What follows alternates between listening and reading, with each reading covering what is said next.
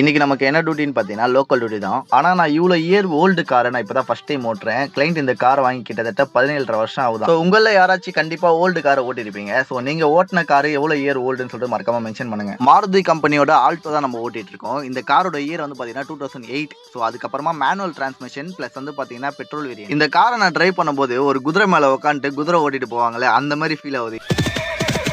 ஏன்னா கார் வந்து பார்த்தீங்கன்னா அப்படியே குச்சி ஜம்ப் ஆகி போகுது. ஸோ அதுக்கப்புறமா ஏர் கம்மியாக இருக்குன்னு நினச்சி ஏரும் அடிச்சிட்டேன். ஆனால் அதுக்கப்புறமா வந்து பார்த்தீங்கன்னா அதே போல தான் இருக்குது, மாறவே இல்லை. அதுக்கப்புறமா நானும் வந்து பார்த்தீங்கன்னா கார் அப்படியே ஓட்ட ஆரம்பிச்சிட்டேன். ஸோ இந்த கார் ஓட்டுறதுக்கு என்ன ஒரு ப்ளஸ்ன்னு பார்த்தீங்கன்னா குட்டி கேப்லாம் கிடச்சின்னா அழகாக உள்ள புது போயிடலாம் ஆட்டோ மாதிரி.